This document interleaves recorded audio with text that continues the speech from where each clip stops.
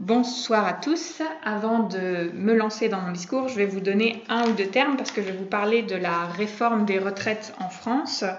Et donc, il y aura quelques termes un peu techniques, mais rien de trop méchant. Je vais parler des régimes spéciaux, du système à points et de l'âge de la retraite. Il y a peut-être le mot annuité qui sera un peu compliqué, mais normalement, le reste, ça devrait être faisable. J'espère. Alors, je commence. Mesdames et messieurs, bonsoir à tous. La grève du 5 décembre 2019 contre la réforme des retraites en France, c'est le sujet de mon discours ce soir. Vous me direz, ce n'est pas très original. On le sait tous, les Français sont tout le temps en grève.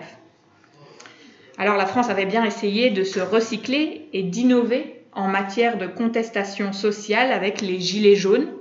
Mais bon, ça c'est une toute autre histoire, c'était l'année dernière déjà et on en a beaucoup parlé, donc je vais me centrer plutôt sur la réforme des retraites. Mais avant, je tiens à souligner que la France n'est pas le seul pays à connaître une grève des transports. Dans le sud-ouest de l'Angleterre, actuellement, il y a une grève des cheminots sans précédent. Elle a d'ailleurs été qualifiée, cette grève, de plus longue grève de l'histoire récente, puisqu'un préavis de 27 jours a été déposé, à l'exception du 12 décembre, parce que vous le savez, c'est journée d'élection législative au Royaume-Uni.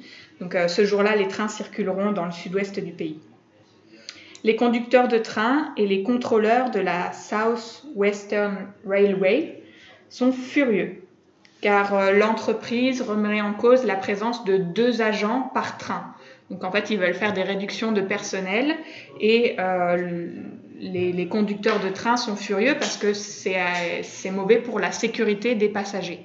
Donc ils se sont mis en grève. Et en France, il y avait déjà eu des grèves de train de la SNCF pour des raisons similaires, parce qu'on voulait réduire le personnel à bord des trains. Mais voilà, cette fois-ci, la SNCF et d'autres syndicats se mettent en grève en France ce jeudi 5 décembre 2019 pour un tout autre sujet. Cette fois-ci, l'objet du courroux des syndicats est tout autre. Il s'agit de la réforme des retraites. C'est un sujet des plus houleux, s'il en est, et l'exercice va sûrement être très périlleux pour le gouvernement d'Emmanuel Macron. Mais avant de rentrer dans les détails de la réforme, laissez-moi vous donner une idée de l'ampleur du mouvement social qui va avoir lieu demain en France. La SNCF et la RATP annoncent des perturbations importantes. Seuls 10% du trafic ferroviaire sera assuré en France.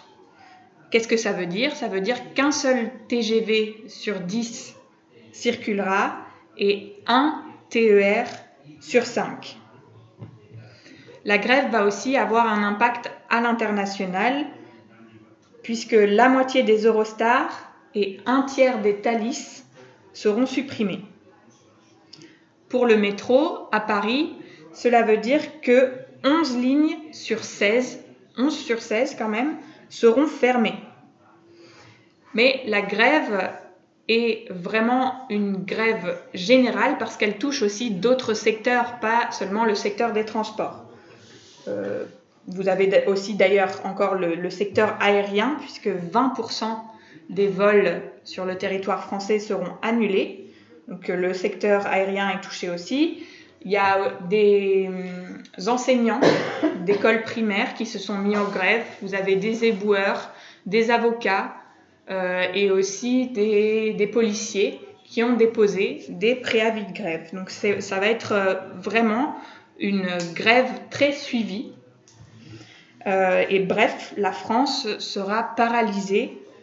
On compare d'ailleurs déjà cette grève de demain, qui pourrait aussi durer tout le week-end, à la grande grève qui a eu lieu en 1995 en France, une grève qui avait fait faire machine arrière à l'exécutif français qui voulait aussi faire des réformes sur les retraites.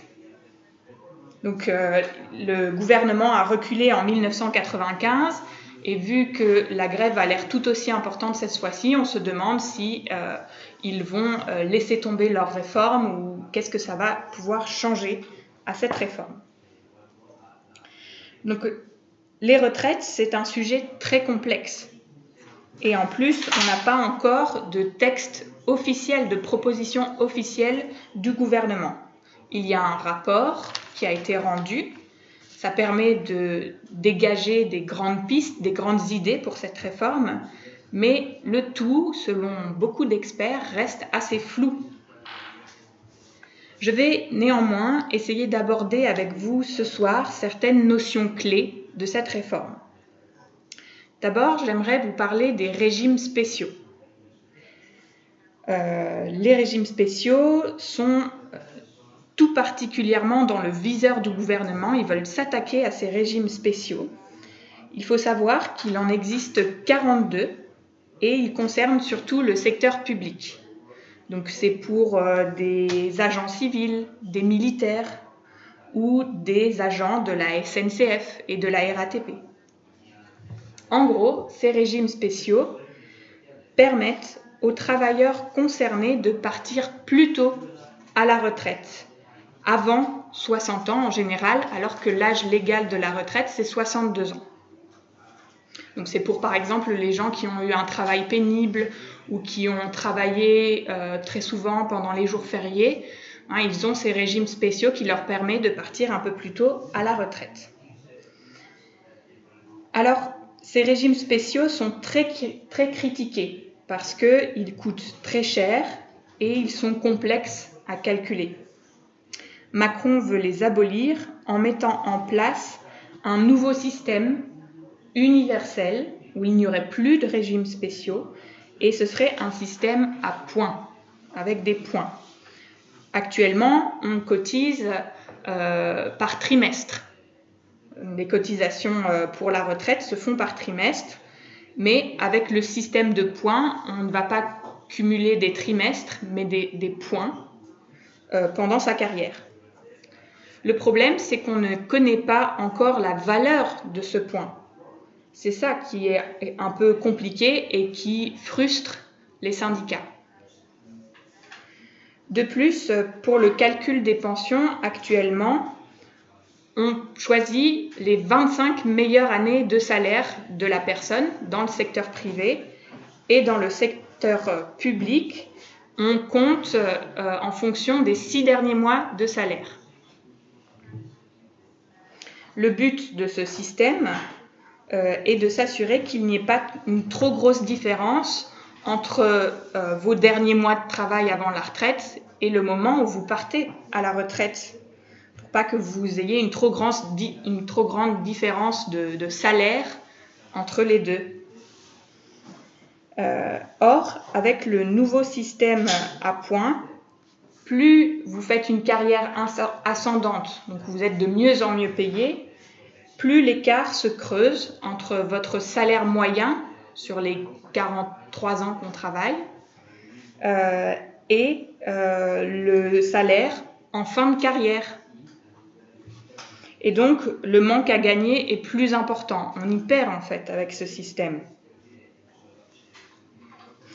De plus, les salariés qui sont qualifiés, donc qui ont vraiment travaillé pour se former, pour obtenir des responsabilités, eh bien, sont extrêmement pénalisés par ce système à points.